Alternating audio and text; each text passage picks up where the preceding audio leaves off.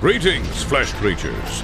It is I, Megatron. On behalf of TFYLP, I want to congratulate you for listening to the most refined collective podcast on this miserable little planet Earth. Yes.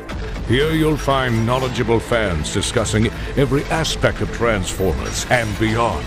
Now, enjoy the show while I continue my path to complete conquest of all of you miserable biological entities. Predacons, terrorize! Hi, welcome to TFYLP, episode 496. I'm Lucas. Hope everyone enjoys the little bit of the Microcasters intro there that forgot to switch over for the main show. I got it fixed halfway through, Paul. Oh, no wonder it took longer than usual. I was like, what's going on? We get both intros this way. So anyway, I'm Lucas. I'm joined tonight by Paul. Yep. And Phil. Howdy. So there you go. Look at you, Phil. Yeah. Shattered glass. I didn't realize he had this dark blue on him. I was messing around with him yesterday, but I was kind of dark in the room that I was playing around because it was just dark and gloomy, and Paul's probably sitting in 6 inches of water right now. Yeah, he's got some nice dark blue accents on him. So you're outing yourself as having never had the G1 Shattered Glass Blaster, have you? Of course not. Of course not. Yeah, I'm going to have to pull mine out and compare between the two, see if the colors match up. I have not done that yet. I have very few Fun Pub toys.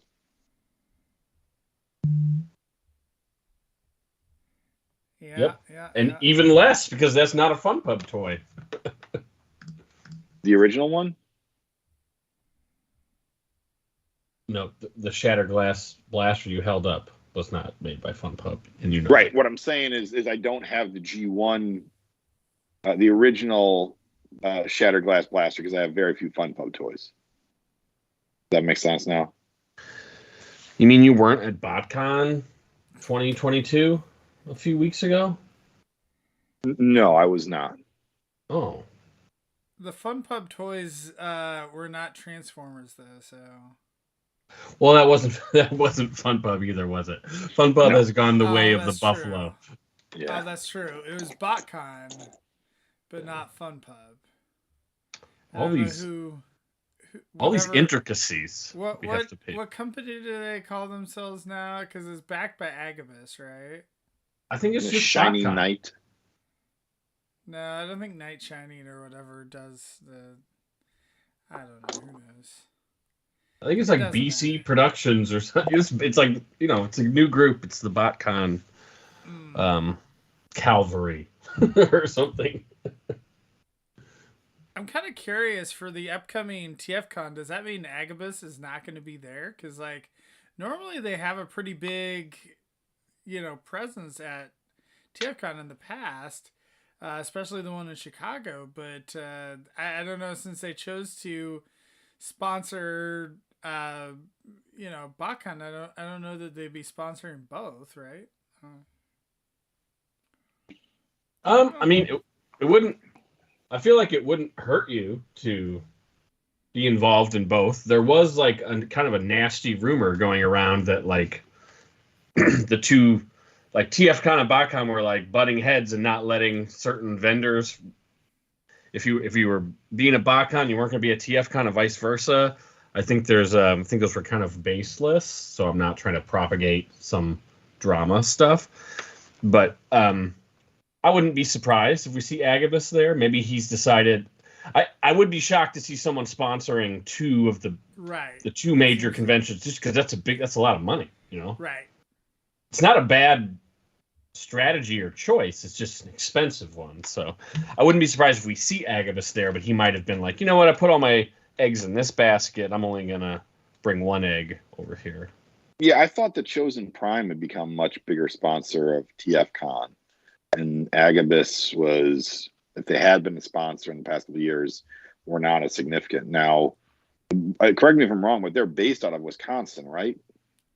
Correct. The TFCon Chicago is a fairly easy drive for them. Yeah. Well, I can confirm I do know a vendor that is vending or that vended at BotCon and is vending at TFCon, so there are no like restrictions between the two as far as I'm aware. He has not mentioned anything about that, so Right. I don't think there are any, and there's definitely no official ones. Yeah. This is all supposed to be like, like black ops behind the scenes stuff, and I just think it's all silly. Like people like to make money. They don't stop you from. Well, one of the things I didn't realize too is okay. So TFCon announced Peter Cullen, right, to the show, and so they put up a special package for that. And I don't know if they just did it. I was not aware of it before today, but a friend of mine had messaged me about it. That they have a couple, like they have a VIP Peter Cullen package and an audit, like another like regular autograph package. So it's like on top of, so like the regular TFCon tickets are only like, they're relatively inexpensive. I think not, I don't think they've raised the price with, all the inflation going on, whatever. But, yeah, like I think that there's an additional cost for Peter Cullen if you want to get his autograph. So which do you recall how much the do you recall how much the Peter Cullen package was? So for the regular autograph package, it's $75. But okay, that's not really that bad because I think like I don't know, honestly most autograph packages these days are like $50 or so. Like like that's just to get anybody's is like $40-$50. But let me see what because I honestly haven't really looked at it that closely to see what all. It's weird. It's completely separate. It's in the guests part. And yeah, only one they have a price for is Peter Cullen, and it's $75. Yeah, so 75. Is that with a photograph as well, or just the autograph? Autograph 75, photograph 75, VIP ticket for everything 175. Yeah, so the VIP ticket includes like front panel seating for his Q&A panel plus an autograph ticket and a photo ticket. Whereas you can do 75 each for a photo or an autograph. So what a crazy thing, like you figure out you live your whole life, you do your job, and then you suddenly find out like, oh, people will spend $75 for less than a minute of time with me. That's pretty good. That's the best dollar per hour average I've ever lived my life ever. Well, that's Peter Cullen, baby. Back in when Stan Lee was at Planet Comic Con, I don't know how much he charges for the other ones, but I mean the packages were like $200-$300 for the Stan Lee. Yeah, it's crazy. Package. So it's like I know, like there's plenty of guys that charge a lot more than that, but I mean you have to. Yeah. Like otherwise you're gonna be out there, for the whole weekend signing autographs if you don't. Oh, totally. That, I'm not trying to be like, hey, this is an overpriced thing. It's just like I don't find value in going to see the guests. It's just because there hasn't been ones that I've ever wanted to meet that bad in Transformer Land. Maybe if Chris Latta was around, maybe I'd be singing a different tune. But so Zaldron is correcting me that Stan Lee was $120. So I know that there were other packages that were higher, but I have no I am like you, Paul, where I don't pay for those types of things normally, and so it's just not something that's even on my mind. Well, it reminds me of the first TFCon Chicago I went to with the Supernatural con was going on above us, and the line was around the entire hotel for them to have photos with the two Supernatural bros. Yeah. And those photos had to be like $100 a piece, and like there were thousands of people there. Right. So they maybe have made $100,000 in like one weekend. Like that's just wild. It's awesome. Well, the only thing that's the thing. Like, if you can be on a fairly successful TV show, like dudes who are in The Walking Dead, those guys make money hand over fist doing these conventions over the weekend. Yeah, I was gonna say the only thing that kind of tempts me about Peter Cullen is, like, I didn't go to a lot of the BotCons through the years, and I mean we're kind of getting to the point where, like, these guys are doing a lot of shows, but how many more years are they going to be doing this? It's like you never know. Like, it could be a couple years, or it could be 5-10 years. Who knows? Yeah, one thing I don't get signing your toys, like especially sealed box ones, because really those signatures actually devalue. It's like a defacement of the piece. But I mean, not every, like, if you want, like, some people want the signature, so I guess, like, sure, in a agnostic world, you're devaluing the piece, but like to the smaller niche community that gives a fuck, like, you can, it's maybe worth more, especially after you can't get the signature anymore. Right. I've got a DVD of Transformers the movie that has Frank Welker's signature on it already, and Susan Blue and John Maraschita. So, to get Peter Cullen's autograph on that, I'm highly considering it. Well, that'd be cool, because that's like a mass market piece of media. It's like it's not a physical object that there's very few of. That makes more sense to me, like a comic cover. So one of the things that cracks me up back in the day is I had a buddy who had a couple of these. Was you would go to like an amusement park or something, and they would have guys there dressed up as Spider-Man or the Hulk, and you'd get a comic and they would sign it as the Hulk. And it's like, that is just now totally worthless. That's like going to New York and like finding the dude dressed up as Bumblebee and asking him to sign it as Bumblebee. Yes. That is it is exactly like that. Slightly less skeezy because these guys were, I guess, officially licensed, but still, it's pretty skeevy. Well, I'm sure. So they would give you a free comic book? Yes.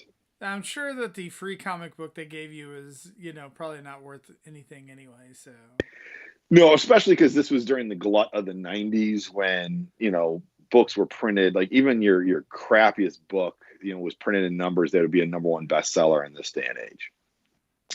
So yeah, it was a different time back then, but my friend was convinced that those books were worth more. I'm like, no, I don't think so.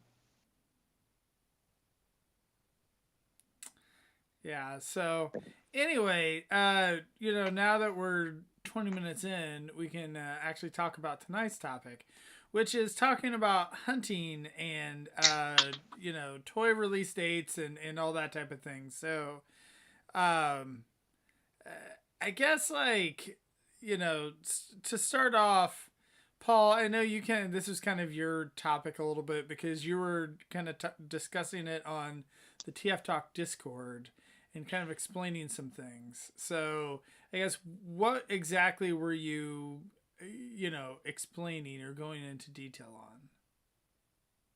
Well, I think it has a lot to do with like how long you've been trying to collect toys. Like if it's been since Siege started, so you're a noob, or if it's been since, even Prime Wars, you're a whole cycle out at that point. But if you've been way back to like Armada or Animated or Beast Wars or even like back to G1, like you kind of know the patterns and you kind of have seen some cycles. And I think I was having a discussion with a member of our Discord that was clearly younger than me and sort of still had those kind of like the really plucky like expectations of like, hey, when does this item come out? You know, like why hasn't this been released? What's the release date on this? And I realized, oh, this person has like no idea that, as Nick would, I'm going to steal something from Nick, is like there are no release dates and the rules are all made up and nothing matters. You know, like all that shit is like, it's marketing to get you to buy stuff, but like it's none of it's a guarantee. Especially recently in the past 2 years, like things have just been all over the place. I will say the only thing that is exception to that where there's an actual date is sometimes some of the movie toys. And I can't remember if Transformers had that or not, but I know other movies specifically had where there is a specific date, like they're putting out all the Star Wars Episode 2 toys on X date or whatever, or like it's the, May 4th or whatever it may be. But like in those cases, they're almost holding them back, in a sealed pallet in the back room, to where they're not allowed, there's a street date to it and they're not allowed to put the toys out before that. Yeah. Yeah. That's definitely a point I wanted to get to. I mean, I really don't know how to, this is such a big, so many facets to this to try to explain. I guess let's just start there. So like, yeah, there are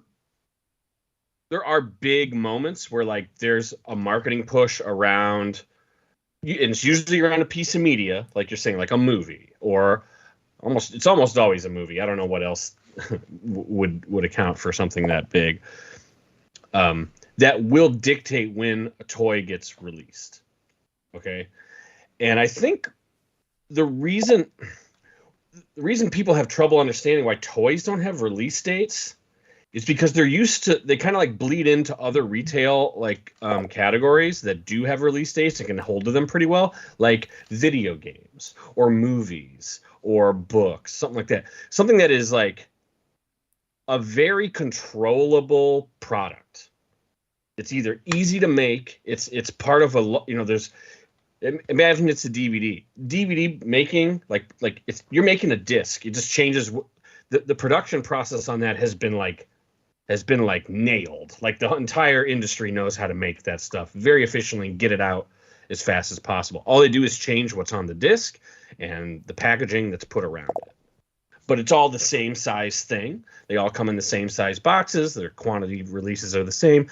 Everyone in the supply chain knows what to expect with a DVD release, unless it breaks the mold and it's like a giant big box. But typically it's one of those I'm saying DVD, but let's say it's a Blu-ray. It's that same size case. It's blue. They're all the same width, and they all fit on the shelves the same way.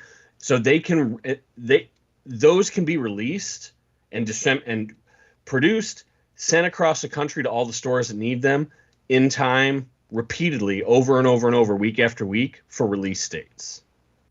Same thing with like video games, right? Right. You get what I'm saying? There's a lot of infrastructure in place that allows that to happen. I mean, there's a lot of uniformity to the product. Yes. Yeah, because they're doing the same thing. Like I said, week after week, like every week, there's a new cluster of like big name Blu-ray releases that are coming out, like at Walmart, Target, FHY, FYE, whatever is out there anymore. I don't even know since I don't go outside. Now, toys have almost zero uniformity. The only uniformity they have is like wave mate stuff. Like think of with like, let's look at Legacy. A lot of people think, there's wave 1, there's wave 2, there's wave 3, and it all gets released at once. Well, surprise, wave 2 has Deluxe, Core, Voyager, Leader. Actually, typically wave 2 has the Commander and the Titan as well. Each one of those things, each one of those size classes is its own product that is shipped independently of the other ones, produced and shipped independently. So they're making like the Commander and the Titan are easy because there's like the size class only has one product in it. So like every case of Titans is 2 Titans and they're the same one. So they're producing this one Titan. They ship them all at the same time, and it doesn't when the Titan gets produced, it doesn't matter if the Commander gets produced alongside it or not. When they're making like the deluxes, they can't ship that case of deluxes until all 4 of them are done, and they can put 2 in each case. Now, see, so like the Wave 2 Core Voyager Deluxe does not all like get sent out the door on the same ship at the same time. Each one has its own challenges to overcome to get produced and get sent out. And so it's kind of like, well, this one's ready, put it on the boat, let's go. Oh, but the Wave 2 Voyagers aren't ready. Like, they don't stop. They don't not send the deluxes that are sitting there finished because the Voyagers aren't done. And that's why you have these, like, staggered releases. Like, Wave 2 does not come out all at one time. Well, it's like a production problem. So Ron brings up about how the Takara seems to have the most accurate ship dates with Masterpiece. Well, Takara, not even just Masterpiece, everything. They can do release dates. Now, why do you think Japan can do release dates and the USA cannot?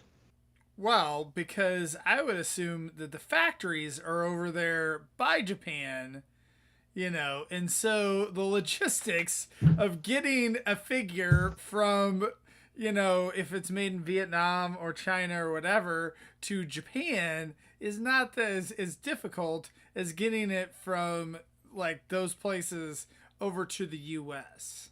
Yeah, they just put it in a cannon, a potato gun, and shoot it across the channel between Asia and Japan. That's the thing is so, like, when we're shipping them from, Amazon Japan or AmiAmi or wherever other, HLJ, all those various places, like, we're picking the shipping method to ship it over to, over here to the US. So when I order those things, like, if I choose to ship it via airmail, like, it's coming in 3 days, like, via an airplane. Whereas, like, that's the thing, like, where we see the US versions of the Masterpieces that come out with a little slipcase or whatever, and it comes out 2 months later, it's because they're putting it, like you said, on a boat and, like, a container ship, and then that's coming over, and then it's, like, it has to be and they're repackaging it in that case. They're putting it on a conveyor belt, putting that printing the black sleeve, building it into a box, and then sealing it up. So, like, yeah, it has a whole nother touch point in another factory where it gets repackaged. So you are correct. Proximity matters, but there's one or two other things about that, Lucas. So great answer. But in addition, how big is Japan compared to the United States? It's like the size of California or something, like one little sliver. And I don't even know. I've never really compared them, but they're definitely not the same size. There's a lot less landmass in Japan for, everything gets produced in one place and then gets dispersed out. Right. There's a lot less ground to cover in Japan. So, like, that leads them to being a little more efficient, and they can meet those release dates. The other thing is, I've been to Japan, and their culture is just different. They are like a clockwork culture. Like, they know what it takes to get a certain result from today till the deadline. And so, like, and you learn this by going on the train system where everyone stands and they queue up to get on the train, and you're like, what are they standing in those lines for? It's because the train stops in the exact same spot in the subway every time. Every time.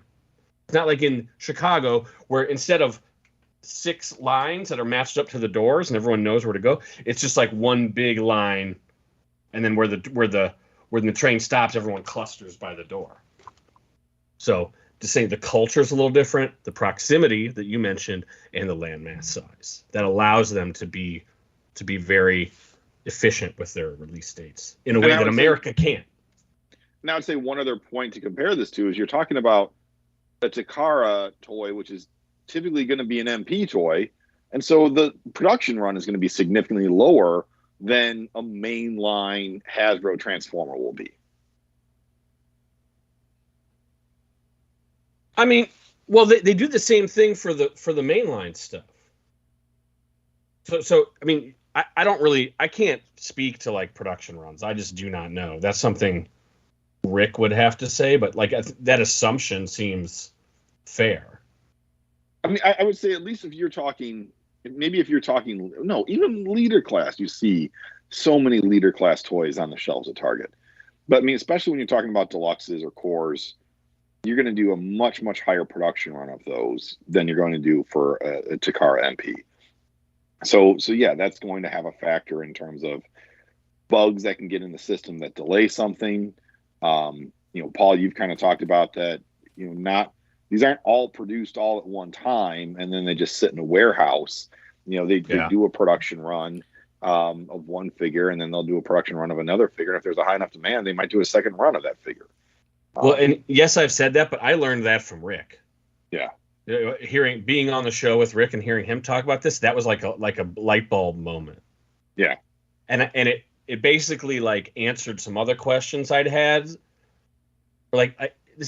In the past few years, like old waves start showing up at retail again. So like Studio Series Jetfire and Megatron, the leaders, the big Jetfire and the Megatron from Dark of the Moon. That suddenly started showing up at Walmarts again, like a year after it was released. And I was like, where's this coming from? This is bizarre. And this was like right before COVID. And I saw it at multiple Walmarts along the Illinois highway on the way home one time. And it dawned on me like, oh, there's just additional,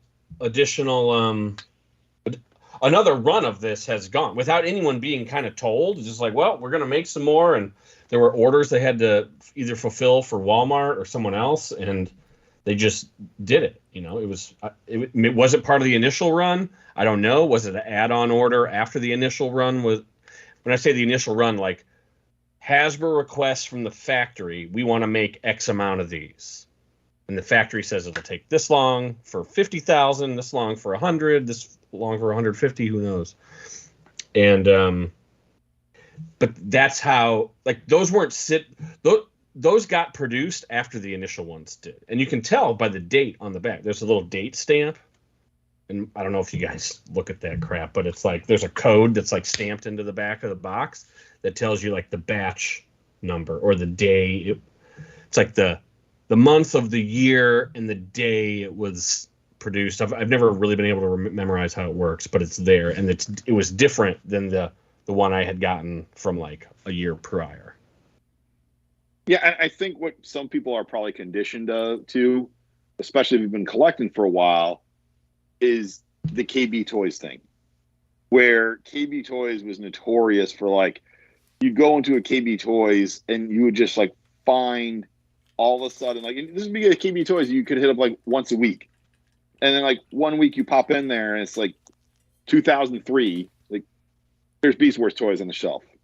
Why are there Beast Wars toys on the shelf of this KB toy store and they weren't there a week ago? It's because, yeah, they probably got found in some box back in the back or in some distribution center that then got pushed through. So there are examples, older ones. In this case, we're talking, KB Toys hasn't been around in 15, 20 years. There are older examples of things just kind of popping up in the back. If you're a mask collector, there was a big thing a few years ago with mask where a freaking shipping container like truck was found in South America with all these vintage 80s mask toys like still in their shipping crates and in their boxes. It's like, oh, that's kind of neat and fun. But yeah, normally, like to Paul's point, when something pops back up on the shelves, it's because another run of it has been created. Well, it depends what store you're in, too. Yeah. Like, Walmart, multiple Walmarts in a region, clearly there was a new shipment. Yeah. KB Toys, someone was open a door with a box of something for a few years, and someone finally opened the box. Like, oh, shit, this is old, Like, that's how I got my G1 Ape Face. I got my G1 Ape Face in like 1994. I mean, what was it? City Trends, right? The other day, like a few years ago or last year, when like all those old. I didn't even believe it when people are like, "Oh yeah, I just saw like SDCC Metroplex at my City Yes, Trends. that was it. That was like a year ago. Yeah. I was like, what a lying bastard. And then Yeah. like it kept coming up. I was like, oh my God. So like It's miracles like, do happen. People on Facebook like saying these things like, stop lying. What enjoyment do you get out of this? What do you, is it fun for you to pull the wool over people's eyes? We all know you're lying. Like, oh, you weren't lying. Well, I sincerely apologize. Well, it's just one of those things now. It's like, oh man, now I have to go hunting at like City Trends too, because it's like I already like have to add like Ollie's and oh, what's some of those other discount Ross. stores? Ross, yeah, thank you. Like I already have to add those. Now I have to go to City Trends too. I didn't even know how many City Trends. I had never even heard of that store. And I was like, oh my God, they're everywhere. Yep. Well, I was gonna say the other thing too is I feel like, you know, like before COVID hit, like they honestly kind of had things down pretty good, like with a lot of the global shipping overall, like where like it was pretty consistent. And a lot of the airmail, like I mean, we were pretty fortunate, like where you could, you know, get a lot of things from overseas for relatively inexpensively. And a lot of that has just went way off the rails with COVID, where, you know, global shipping, container shipping, like the cost of it has went through the roof. And then you just have no idea, like, when things are going to, you know, show up. And then even if they show up at a port, how long is it going to take to get through customs, through the port, like all that? So no, you're exactly right with that, Lucas. But I think there was something else that was happening even before COVID, and while there was consistency, there were still a lot of what has been consistent is some of the inconsistencies, and some of that comes to which stores are getting the toys first. And so even when something does land, and you start people saying, "Hey, I've spotted this," is citing pages, Facebook groups, all that, start saying, "Hey, here it is. I've got this thing now. This new thing is now out." Okay, maybe that's just in that neck of the woods, in that part of the country. Some of this is geographical. Some of this is a distribution center in the Northeast will get it before other parts. Usually, it is California on the West Coast. You know, we're in the Midwest. We get kind of weirdly lucky because we have some big inland shipping ports. But and then it just won't show up for a while, or it won't show up at another store, another retailer, whether it's your Pulse order or your Amazon order. Like that won't get shipped out to you for a month or two later after people have found it on the shelves. And so it's one of those things that was something that was going on pre-COVID, and that's still something going on today. And I don't know if people are trying to chalk it up to COVID this day or what, or they just feel like things are screwy. That's the way it's been for a really long time. Well, that's the kind of the source of this question, is someone asking, like, why would anyone order anything from Amazon when they can go on the store and buy it right now? Well, to answer that question, a lot of people don't give that much of a shit about when they get their toys, and they just want to know they're coming. So, like, you know, not everyone's on the level there. They're like, I already pre-ordered it. I don't care. A lot of people don't want to go to stores and spend the time looking for something that's not there. And I guess that's sort of what I want to explain the most is, like, why does Amazon have a release date that's different than what TF Source says versus what Target says versus what Hasbro Pulse says? And why do those dates change all the time? All the time. If you pay enough attention, you'll realize, like I said originally, and I'm going to quote Nick again, everything's made up and nothing matters. It's all just trying to get you to pre-order something. Well, I think the thing too is a lot of us, and you know, I include myself in that, like we want to have, you know, like we want immediate gratification. And we want to be able to, you know, be one of the first ones to have it so that we can kind of show it off and like, oh, look at the shiny new toy that I got. And so that's the thing is like when you're trying to hunt all over and use all these various sources, whether it be online, whether it be, at Target, at Walmart, whatever it may be. Like that's where you're like, oh, how do I crack this code so that I could be the first one to get it? But like that's the thing is there is no code to. No, But the code to crack is like go to the store every goddamn day, and not only the store, every store in your area every day. That's how you crack the code. Oh, you have a job and a life and a kid and everything else. Just buy it online. It's not worth it. And like I think Ron or Zaldrin said, what you do in the Discord is you just let Jay Holla find it and ask him which store he got it at, and that's when you start checking your stores. Right. Right. But I mean, honestly, that's kind of what I do a lot of times is I don't even bother going out until like I'll have people like message me or I'll just see it online. Oh, Targets are getting X figure, and whoever's getting Y figure now. But like, I mean, it's completely random though too, because some of the online shipping, like used to get some of that stuff first, and sometimes they still do. Where Entertainment Earth or like some of the other like wholesale outfits, or like CMD store maybe gets it first. Like it's like. Yeah, it's because it's different suppliers, different supply chains, and I have this theory, and that I've been spouting for the past few years, is that I think the people at Target that deal with toys have identified that as a strategic advantage in a way that I don't think their competitors care enough about.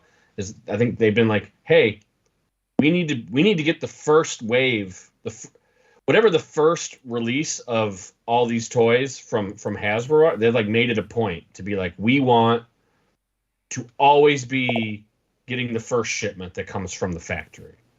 We want to be part of that. Not everything, but like they don't want the entire shipment, but they want their some allotment to come from that.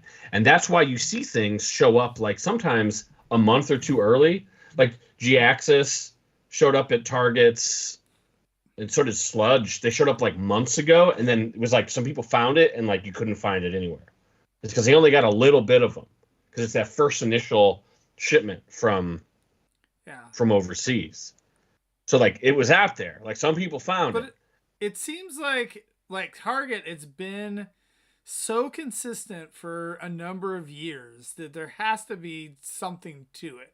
Like, I don't know what it is, but like they always see it, like that always seems to be the trend with them.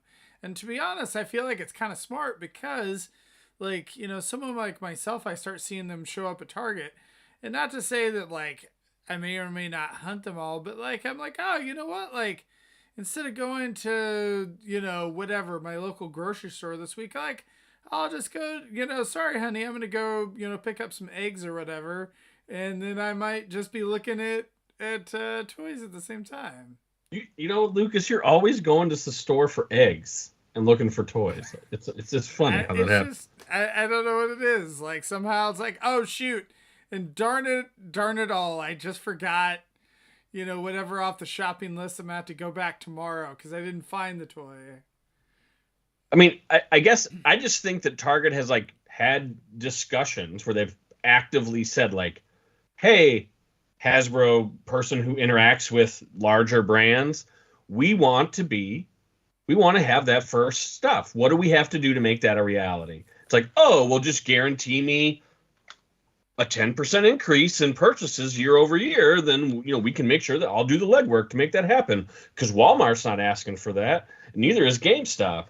Neither is Amazon. Okay, well, that'll be our special relationship thing, and if it changes, let me know what I got to do. Like that's how it ultimately big business like that is affected by human interactions.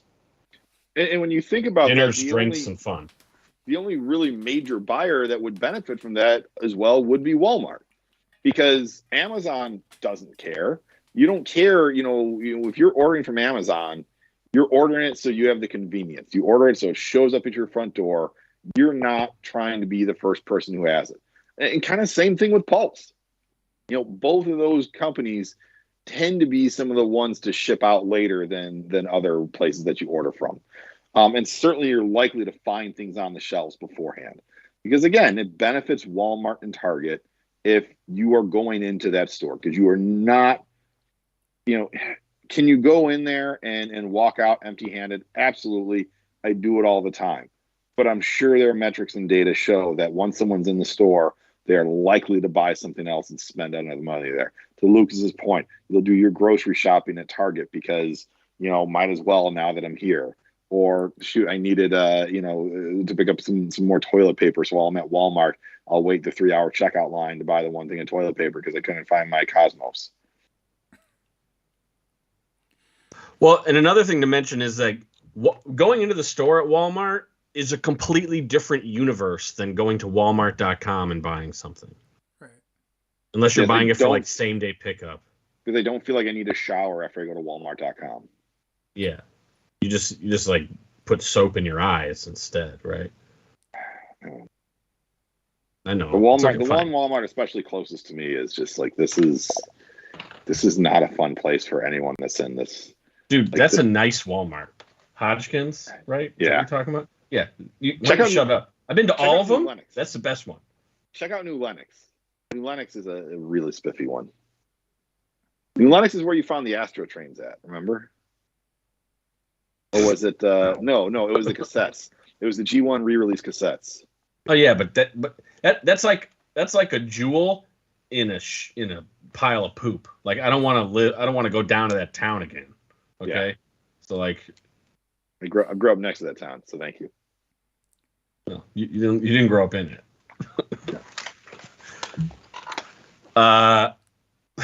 New Lenox, oh god. Okay, so so you mentioned Pulse. And so here's another caveat about Pulse. That is the manufacturer's, Hasbro's not really the one that manufactures this. They just facilitate the manufacturing, and another factory makes them. But they're the ones that own the product that gets made. They're the reason it gets made. So they're the manufacturer. So Hasbro Pulse is their, we call that B2C, business to customer, interface. Now, they don't want their B2B customers, which is business to business. So like Walmart, Target, Amazon, GameStop, Walgreens, and then all, what do they call it? Category 6 or something. Anyone else after that? They don't necessarily want to be undercut or like competing with their manufacturer to sell stuff. So that's why Hasbro Pulse has small runs, and some exclusives. But they also, I think, I don't know for sure, but if I was Hasbro, I'd be like, I'm going to make sure my biggest customers that I need to survive get the product before I give it to other customers. So I'm not like cutting the legs out of my relationship with the large businesses. So I think that is why Hasbro gets their shipments usually after all the other retailers have been like satisfied. Now, when it comes to the exclusives, though, it's like a totally wacky situation because Hasbro Pulse often gets the retailer exclusives that they sell now before the retailer, which is like hilarious. But hey, it's nice.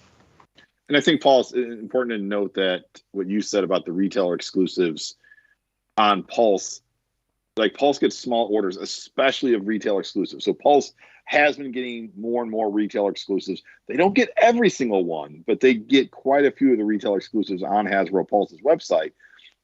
But you'll see those things sell out so quickly. And then it like pops up on Target's website the next day or something like that. And you're like, oh, this is a really in-demand toy. Like it's sold out on Pulse. And so you go and buy it because you think it's in demand. Like you go back and check on Target's website a week later, like, oh, it's still there. It's still available. Actually, I bought it because I thought it was scarce, and it's not. So now maybe I don't want it. For the Pulse stuff, has that been available? Like the ones that are exclusive at Target, have those been on Pulse? Because I know Walmart, it seems like those have been consistently on Pulse. But I was trying to think, is the Target stuff, like which of the Target ones have been on both? I mean, the only way I'm able to get Target exclusives online is through Hasbro Pulse now. So a lot of them have been on there. I mean, the stuff Oh, in there you go. 2022 has been on Pulse. Has it been okay?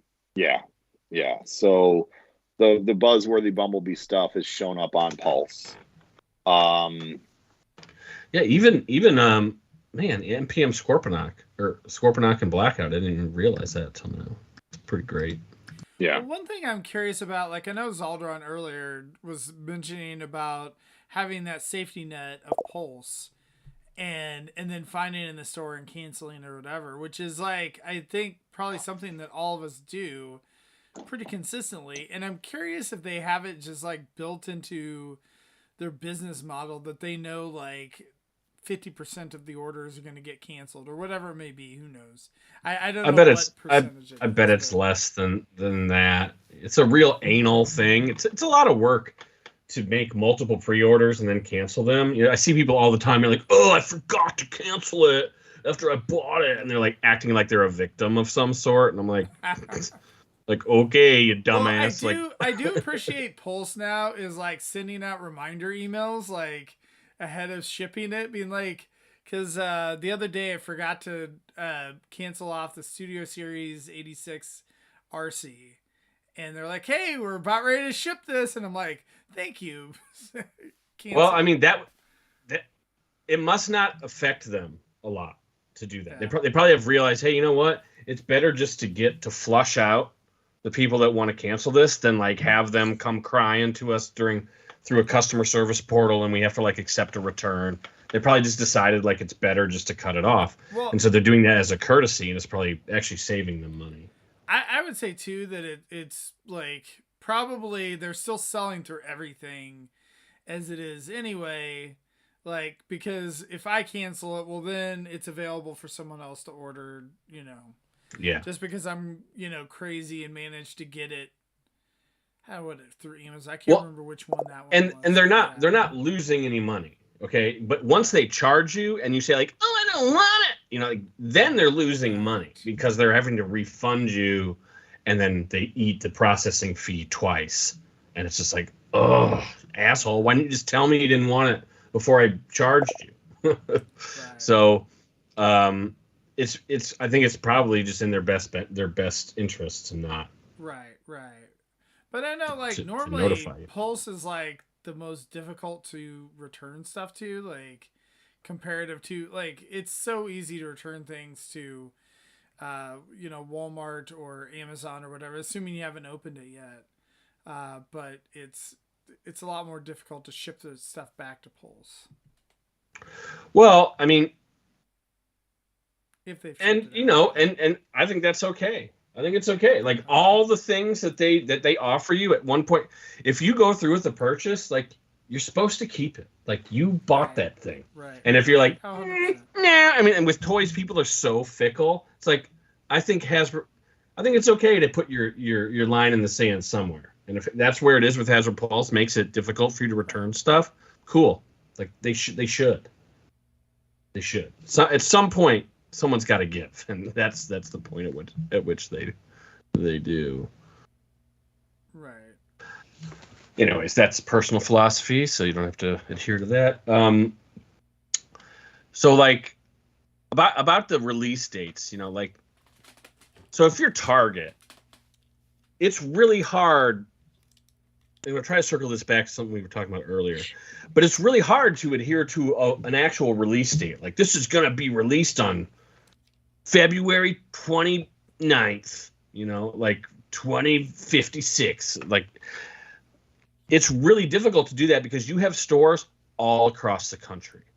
So what that means is that either if you're just if you average it out, your stores in your supply chain are either going to get the stuff before the release date and have to hold it somewhere in the warehouse, taking up space, which costs you money, regardless of whether you want to believe it or not, or they won't get it in time for the release date because it's still like in transit to get there.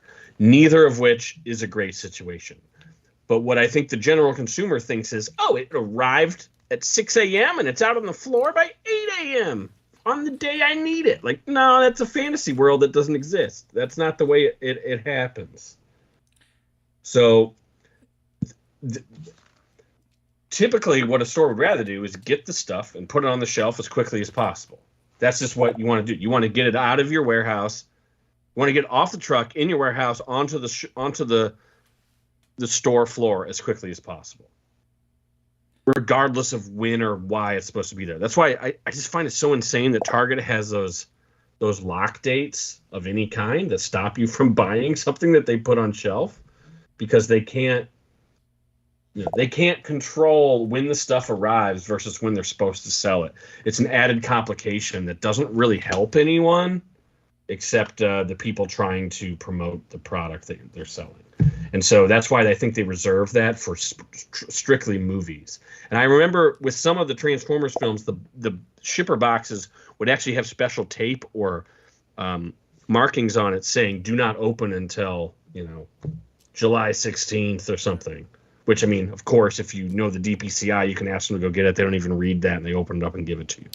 So, well, I think a lot of times too is like, a lot of the stores have just been set up so much for just-in-time shipping that, like, there's just not a lot of holding areas in inventory. Like, they don't have a huge, like, spot in the back or whatever for all these types of things. So that used to be the case more frequently, years ago, but that's not the case anymore. I will say the exception to that seems to be when stores are doing resets. And you have that sort of couple times a year, usually before Christmas season, usually before back to school, sometime in the spring, where they will do a reset of that section of the store. And they kind of, bunch of stuff gets clearanced out so that they can bring in the new product, and they want to have a lot of new product on the shelf at one time. And so that's when you'll go to Walmart, and we just saw it with the Velocitron figures. Those were part of the resets where you just see pallets in the middle of the aisles at Walmart where they're going to unload it and just put all this new product out at once. And so again, that doesn't happen every month. It's maybe once a quarter is the most frequently that would happen, but that's about the only time where you see that kind of like, and you'll have these moments back when like BrickSeek actually worked. You'd have these moments where you're like, it's in your store, and you would go to the person like, hey, this website that you don't care about says this thing's in your store. Why can't I buy it from you? And they're like, it's on a pallet. It's in a box Tetris with 27 other boxes, all wrapped in 20 layers of saran wrap. I'm not going to go cut open that saran wrap and dig through that Tetris box, that Tetris cube of boxes, to find the one box that you want of toys. Sir, this is a Walmart. Yeah. Right. Just so you know, if you see those pallets in the middle of the aisle, walk around them, see what you can see. If you see any boxes that say Transformers on them, pull them off. And then quickly run to another aisle where no one can see you. Open it up with like your keys or something and be like, is there anything I want in this? No, yes. And then, put it back. And then still pay for this. As long as you still pay for everything, you can do whatever you want in a Walmart. I'm sure they appreciate you, Paul. Yeah, they should, because I bought all the stuff. And they didn't have to put on the shelf. Probably like, that guy's my hero. Thanks, bro. There you go. So we're actually getting a lot of conversation on this. I'm kind of shocked in the live chat. Yeah, I mean, there's going to be scalpers that will camp out and be there overnight, and it happens. There'll be people that'll wait till the store opens, and they're there almost every day. But again, they can't be at every store right when it opens. And look at how much a gallon of gas is costing this summer. It is not cheap or easy to do that. And so you can't have typically another full-time job and do that. So if someone's scalping toys, all right, yeah, you didn't get your hand on a toy. I think the point is that one of the other points that I'd like to make out of tonight is that there is a high likelihood you will still be able to get that toy. You just might not be one of the first people to get it. And if you have to be one of the unless first it's people Cosmos. Yeah. I will say, about Cosmos, and I know everyone has been just flipping out about it. That is like probably the first toy, like where I haven't actually seen people being able to get them like locally.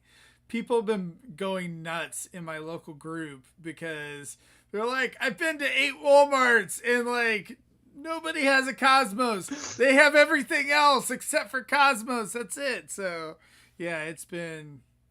I have And found thank God, so many. Thank God for Hasbro Pulse. Like all I say is my Hasbro Pulse membership paid for itself with Cosmos because I was able to get it. Listen, is it better to go to 14 Walmarts and get pissed off in a day, or just pay the $100 and get the UFO? Which one? Which one is it? There's only one right answer, and it's just pay the fucking money, because that's all that's gonna happen. It's not gonna get reissued by Christmas. That thing's gonna be $300. So you better just reach out to your alien overlords now, or just pray to God that your Walmart pre-order actually comes through. Oh my God! But I didn't get a Walmart pre-order, Mr. Phil. I would feel so bad if I had to like have a Walmart pre-order in Cosmos. Fuck, like yeah, like Nick or somebody like that, like pre-order it's waiting on it, and they just get a box of scented candles or some shit. Well, so here, okay. I don't want to. I've had almost everything I've ever ordered from Walmart has come through. Okay. Yeah. And I still got some Cosmos on order from Walmart. Will they come? I don't know. I don't care. But if they do, zang. Now I was talking to someone someone we all love and know, Michael Swift, on the Discord, and he's like, none of my. He was like said this statement. I just want to roast him for a second. He's like, none of my orders have ever been fulfilled by Walmart. To which I'm like, damn, that's a really low percentage. Like, how is 0 and mine's like 98.5? Turns out he's canceled them all before they came through because he found it somewhere else. I'm like, oh, so you canceled your pre-orders. They did not get unfulfilled. But, like, the point being is that Walmart can be very slow at fulfilling some stuff, but they have fulfilled. Like, again, I'm trying to point out, Walmart.com is not your local Walmart store. They have different inventory levels, different warehouses, different everything. The Cosmoses and the Velocitron stuff that shows up in store is not in part of the allotment that you ordered online. It's a completely separate supply chain. That's why there's such a disparity by when it arrives in the store versus when it arrives via the online pre-orders. I will say when they first started doing it years ago, like 4 or 5 years ago, like there was like a couple waves there of like the Netflix stuff that like just didn't ever ship. Like it was like it started coming back online. For me. Like where like if you pre-ordered it like that and had to wait 6 months or whatever, like that never shipped, and then like they actually started coming back in online or whatever to where you could actually order it later. Yeah, like that's right. What was happening is your pre-order would suddenly get canceled, and then it would be available for sale. Right. So something like there was a little bit of screwiness like that, but I think they've fixed some of that. And I remember with some of those, I would get both the order that was canceled would still show up, and then my second order would then also show up. That happened with some of the Netflix Bumblebees for myself. Oh, boo-hoo. I know. You're like Netflix Soundwaves and Bumblebees. It's like I just got a bunch of extras.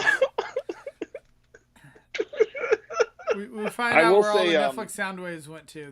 They're all at Phil's house.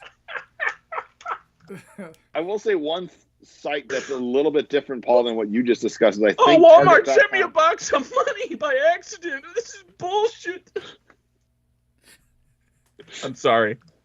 Oh no, don't. I'm not complaining. I got what I wanted. There was the morning of anger when my pre-order got canceled.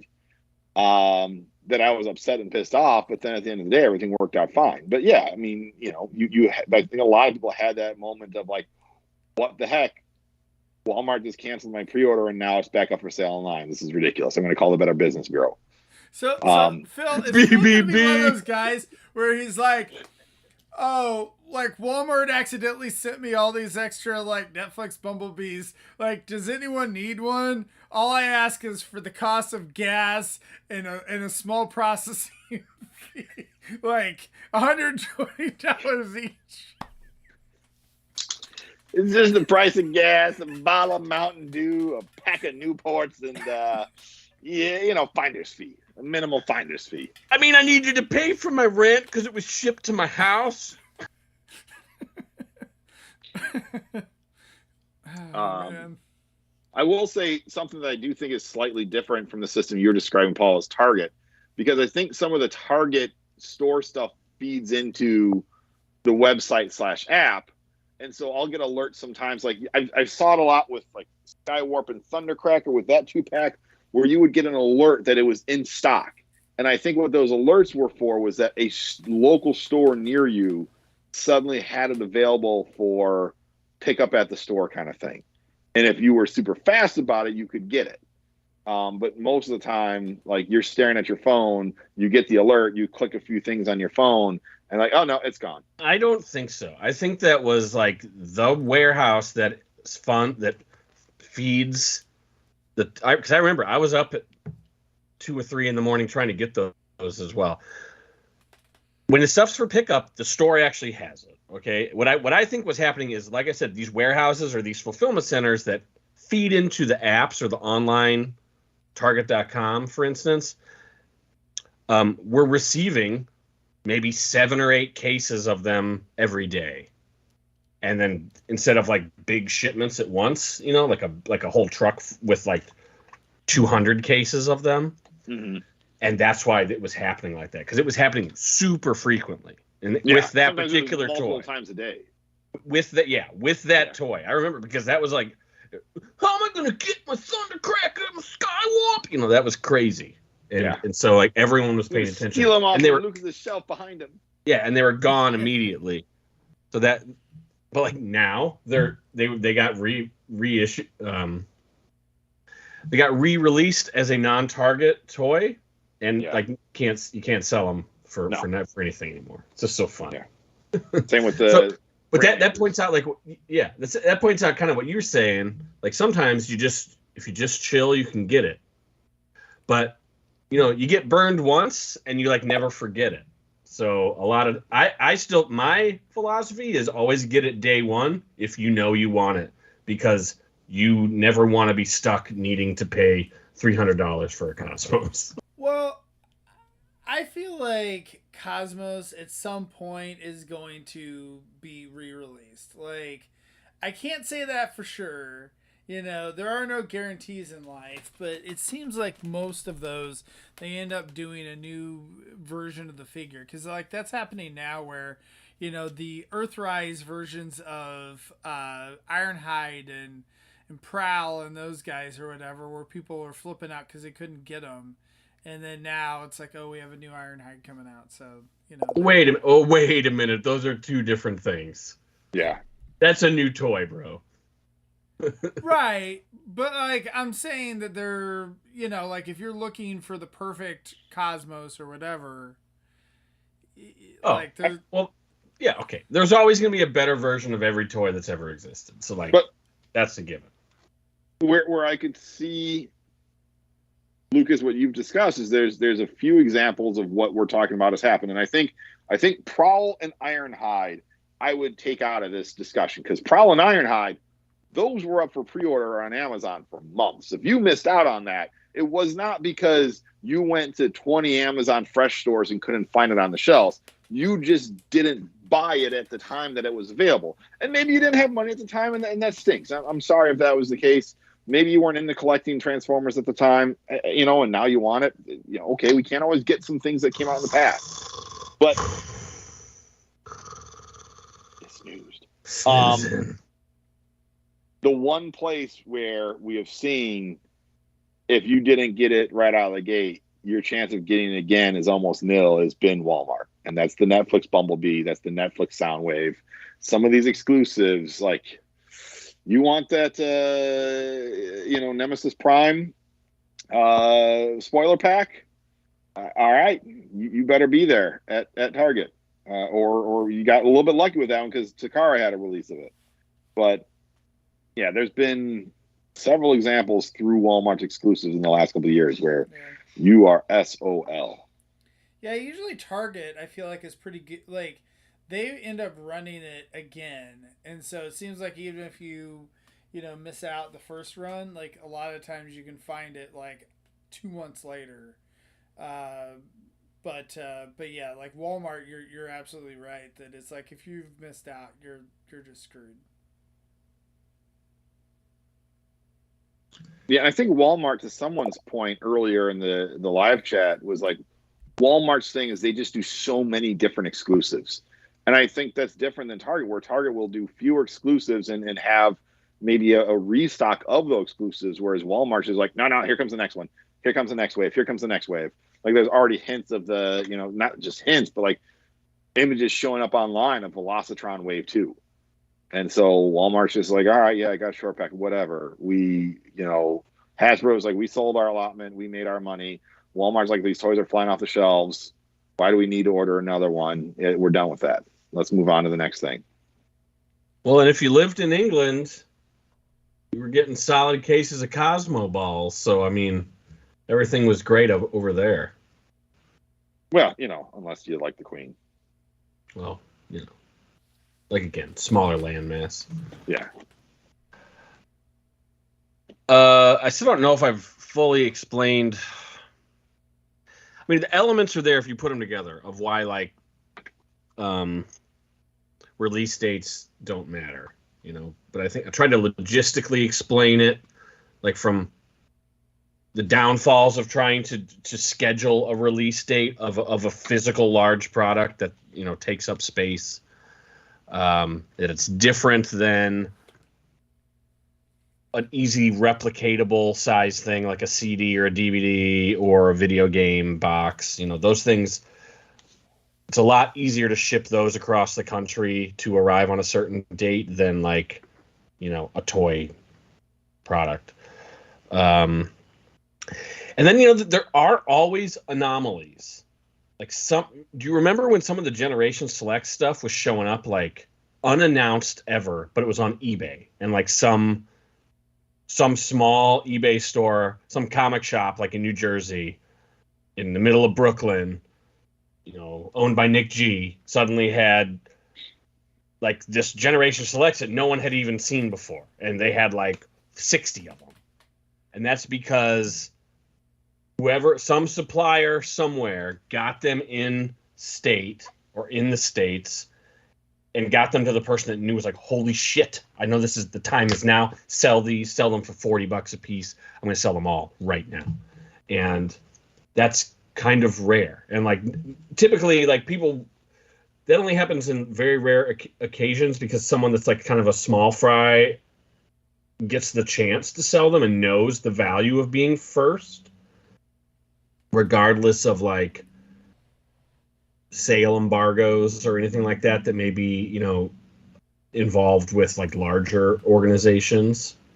And so, that to me, that means that product that this person is selling, that the small entity is selling, is probably disseminating across the country right now, but it's like only going to the wholesalers that then will ship it out and disseminate it to the smaller sellers. Well, those were like all that stuff takes time. Generation Selects figures, right? Like, trying to remember what it might have been Rotor Storm. Oh, maybe. But like no, it was Exhaust. It was Exhaust. It was Exhaust in the 2-pack. It wasn't a 2-pack. It was the other guy, the other modulator. Exhaust and Grease Pit. They appeared on eBay like before anyone had even seen them. And that seller sold like 2 or 3 cases of them. Mm-hmm. So that person took the opportunity and did it. So let me talk about another thing with the release dates, and that is if you're trying to budget based upon release dates. Oh gosh, I don't know how Don't. Christian tries to do this. Yeah. I don't know how he does it. I don't know. Oh man, my credit card got hit by $1,000. I wasn't expecting. Oh no. Yeah, COVID has screwed up release dates, and we've hit that point in this episode. COVID has righteously screwed up release dates, and so what you're seeing is stores are kind of under promising, over delivering. So they're saying like, so I just ordered a Marvel Legends Gore last week. It's saying on Amazon that thing is going to come out in December 2023. If I'm saying, okay, I'm going to budget that my credit card is going to get a hit for that toy in December 2023, no, it is very, very likely that toy will be out sometime in the first half of 2023. It might even be out before the end of this year. I don't know exactly what those time frames will be, but it's not likely to be that far away from me getting that toy in my hand that it's going to be 14, 15 months from now. So yeah, just keep that in mind as you're trying to buy things. The release date is the release dates are somewhat of a guide, but there's no penalty. There's no penalty if they hit the release date ahead of time. There's no penalty if they don't get the thing released on time. This is right. Again, it's just sort of a guideline and expectation. So yeah, and this is not the world of video games and DVDs and comic books when things have a release date. This is toys, and it's hit or miss. And so, yeah, only buy what you can afford.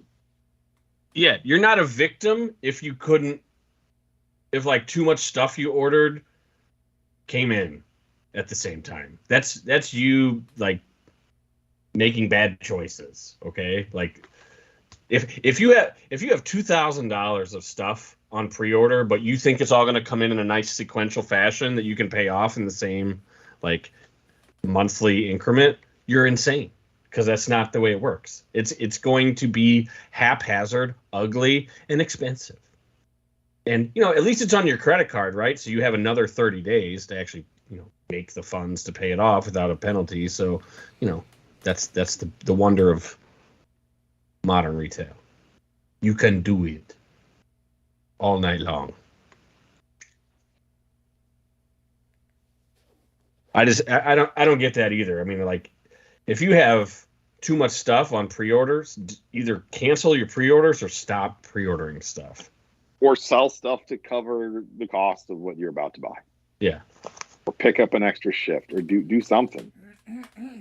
Yeah, it's just hard. I just think it is hard. Like, to me, I feel like you almost have to do it in 3-month chunks. Like, budget over a few months and not just 1 month. Or start saving. Hey, save money ahead of time to pay for the stuff, so it's not like as big of a deal. So I do wonder, like, do you guys get out and hunt? Like, are you one of those people that needs to have it first and tries to go out and get it? Or I guess Phil, since he left, is the answer. I mean, having it first is great, but like it also doesn't matter to me. Like, what am I gonna do? Like, right. Post it, make like, oh, emergency episode of Ouch My Wallet. Let's do it, because I found Crasher the GoBot. It doesn't matter to me of getting it first. It's only like, will I get it? And if I can guarantee I'm gonna get it somehow, all great. That's why the real bummer of the modern era is that it seems like a lot of people have gotten their pre-orders canceled from one retailer or another, and that always chaps my ass a bit, because I'm like, come on, like, retailer, stick to your promises. But they're also not charging you up front, so like they don't owe you shit. Like if they cancel your pre-order, they're like, oh, we didn't charge you, so see you next time, which they know there's going to be a next time, so it doesn't matter. Yeah. We're the addicts coming back from us. Yeah. I mean, I definitely do go hunt. I found a Cosmos the other night by accident, so like, yay. I will say that like certain figures like that I'm excited about, like I will go out and hunt, and then I'll like complain to Paul all the time that I can't find it. So he's been on the other side of that. So I know, like, I haven't not tried to go out and hunt like some of the stuff recently, just because we've got so much stuff. I'm just like, whatever, I can wait for the other things, just because it's a combination of figures I'm not that excited about, and just that I've gotten a lot of stuff. So it's like, well, I don't really need more stuff. I'll hunt when it's convenient for me. Fridays, I usually get out of work like a half hour early, and so it's like I don't want to spend an extra half hour with my kids. They're loud and annoying. So I'll go hunting a little bit on Fridays after work, or if I got the boys on the weekend, and I need something to kill time, or I need to go to some stores for stuff. Yeah, I'll hit the Target or the Walmart by me. But it's rare for me to hunt. I will say some of the times that I will like actively hunt for things that I already have a pre-order for that I'm pretty certain the pre-order is going to be fulfilled is if there's a sale going on. Because if I can get out there, if I can find it in the store and buy it for cheaper than what my pre-order price is, all right, yeah, that's worth stopping by a few Targets or Walmarts to try and find that item. I'll tell you this, Phil, like Friday after work is probably like your percentage of like success is probably the lowest possible at that point, because that's and so what, that's the time you have. Yeah. I'm not trying to like bring you down. I'm just being like that. I wish there was more time for you, and I know this because when I used to hunt a lot more than I should have or do now, I knew that I was like, oh man, it's past lunch. That means most of what I would say, the Goombas have come out and have ransacked the stores. Like, do I want to keep going to this store or that store? Because I bet some Goomba has like come in here, over his lunch break already, because that's what he does. That's his only time to go. And he's probably, if there was something to get, it's probably gotten. And so like, when can most people are going to have, what day of the week are you going to take off most likely? Friday is like the most. So like people that like literally spend their day off looking for toys have probably already hit every store. And I know that's a small percentage of people, but one's all it takes. So yeah, that's my psychology check for you. I feel like for whatever reason, like I don't see as many restocks on Fridays as I do the other days. Like I feel like I see more restocks either in the middle of the week or on the weekends, like Saturday, Sunday. Just like that's when they're putting new stuff out. I may not be scientific that that's really the case, but there is no. It's all just about frequency and luck. Really, there's no rhyme or reason, because so the only thing I can tell you is I think going early in the day, like if you go when a place opens, that's your best bet, because most likely restocking happens overnight. Obviously, that's your mileage may vary there, and you can only be the first person into one store per day. So if you're like, maybe this is better for another episode called like Confessions of a True Scalper or something. But just want to like give you some minor tips there. Yeah. Well, I kind of feel like too, Paul, like I don't know about you, but I feel like the like at least the local Targets and like some of the Walmarts and stuff, that you can kind of tell like when they're actually going to start stocking the stores too. So like there's certain ones around me where it's like I know that the toy department managers, like they, as soon as they get that in, it's going out on the shelves, right? Whereas like there's other ones where it's like who knows, like they'll take their sweet time to get it out. So it's like I'm gonna probably hit the ones I know they always restock immediately, and then like wait on those other ones, Yeah, I mean, it always makes you wonder, like when it's all about there's kind of an aspect of a feel. Once you've been to your local stores enough, you kind of know. Right. And at that point, are you sad that you have been there that much that you know that? I don't know. Some people might be, and that's why I don't know. I always try to like.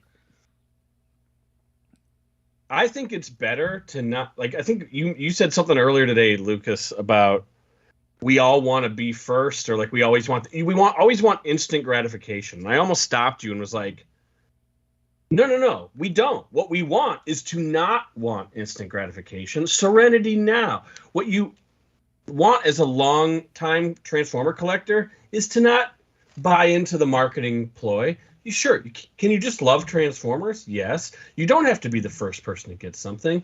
You can always wait and let it come to you. And then one of the best ways to do that is buy it online at one of those retailers that has a bullshit release date, and just when it comes, it comes. It's not that hard. It's not that bad.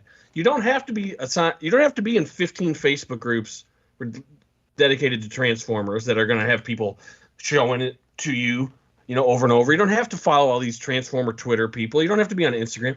You can just enjoy the toy as it comes, but it takes, it's hard to separate yourself from that FOMO. Are you You sure? can.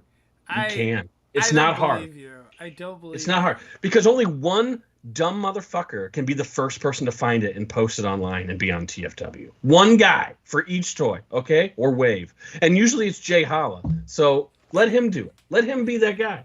So let me tell you, gentlemen, a little story. Paul was around for when this happened. I took the day off. I think it was to see Star Wars Episode 8. It was a cold December day. And went to go... Wait, is this a Red Hood story? No, it's not a Red Hood story. And I'm like, hey, I got the day off. I'll do a little bit of hunting. So I went to a local Toys R Us, and it's like, oh, there's the Power of the Primes Grimlock and Power of the Prime Starscream. And I didn't really like them. I didn't really want them. But I found them. And as far as I know, no one else had them. And I texted my local text chain collector group. They're like, yeah, no one else has found these yet. Go post them. And I bought them. And I posted it. And I got on TFW. And I still regret owning those toys because they suck. But I got them because I was the first to find them. And so I had the impulse to buy them to be that first person. And it got me like a minor dopamine hit and some toys that the Starscream I don't think I can sell for retail at this point. I think I can for Grimlock because he's a combiner. But yeah. The moral of that story is the Grimlock's worth some money. Yeah. All right, you're right. Starscream is a combiner, but he's a crappy one. No, but the Grimlock is good. And for some reason, people want that ugly Volcanicus and Grimlock with his badonkadonk butt tail. But at the end of the day, I got nothing out of that. I got nothing out of that experience of being the first person to find those toys on a shelf.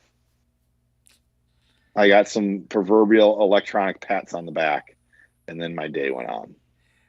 I mean, I will say though, I do think it's cool if you actually are out there hunting and you find something that you have no idea what it is. This does not happen usually with the stuff that we collect, but Cyberverse toys and stuff this will happen every once in a while where they've never announced it because Hasbro doesn't care, and you'll just see something randomly on the shelf where you're just like, where the hell did this come from? And then you're texting, whatever, I think whoever, you're sending pictures to Paul and being like, what the hell is this, Paul? And he's like, whoa, I think there's probably been a couple times where that's happened. Well, there was one recently, and it was this was a big one, actually. It was those recent Super 7 exclusives found at Target.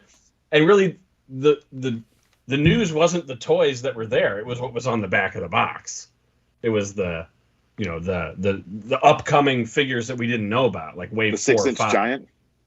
Yeah, the Unicron was on there, and that blew everyone. I mean, blew my mind. I'm still kind of in shock. Yeah. But I want both those toys. I want the toy color Galvatron, and I want that blue Grimlock. And our buddy Steve found it in the south suburbs of Chicago the other day, and I was like, And I kind of freaked out because I was like, "Oh my god! Like you just found the thing that blew everyone's mind." And I was like, "Oh wait, but I want those." And I thought, "Oh, pick those up for me." But then I thought I got reasonable, and I was like, "You know what? Then I have to meet up with you, and it's going to inconvenience one of us. And why would I make you pick that up? That'll be at my Target someday." Yeah. So serenity now. Serenity now. Oh, Yep. but so yeah, that was the last thing I remember where I was like blitzed by something that was found in store because Super 7 does zero to promote themselves. They do with the Ultimates line, but the reaction figures sometimes not. Well, they certainly should not promote the Ultimates. The last thing I remember, just like someone finding on the shelf and us having no previews of the toys, was the last year's Buzzworthy Bumblebee 4-pack with Fangry and Nemesis Primal and all that. And again, that showed up at a freaking Walmart in Chicagoland versus being the Target we're supposed to be. So.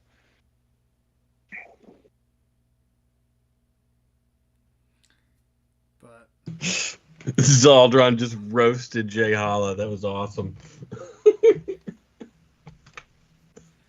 well, didn't the newest Buzzworthy Bumblebee pack didn't that come out it wasn't really announced either, right? Or it pretty much came out right after we knew about it.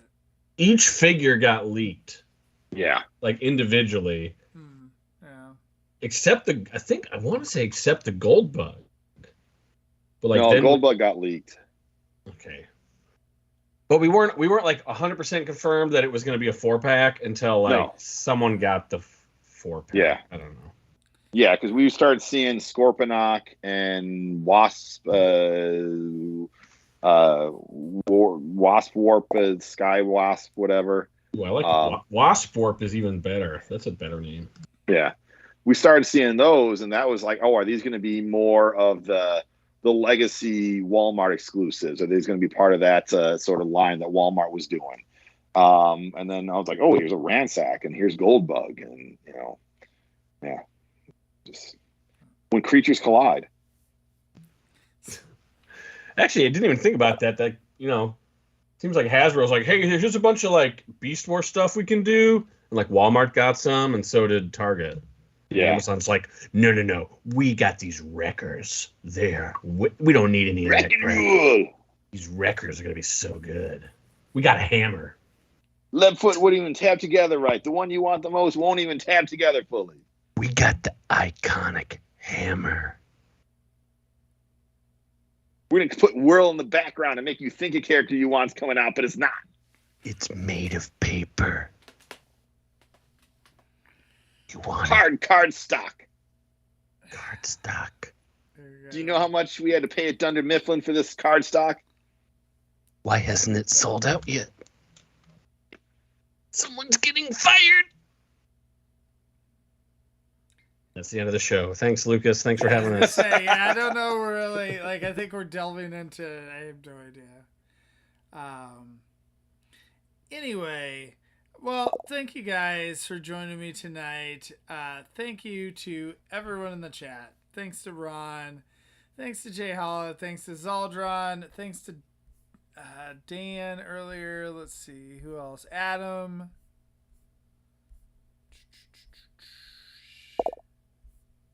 No Catherine tonight. Yeah, Daniel was earlier. Yeah, no Catherine tonight. I don't know. R.I.P. There you go. There you go. Talking about Des Moines, Ohio. Your favorite place. That's Lucas, right. That's right. Yeah. Gemois. Take a 3-month vacation to. Anyway, all right. Well, thank you guys. We'll see you Wednesday night for Microcasters. I don't remember what we're doing, but this guy. We'll check it out. So anyway, and thank you guys. We will see you next week. Oh, there you go. Catherine's there. See, there you go. Thanks, Catherine. Oh, all right. Backhead. I got a head on my back. I'm a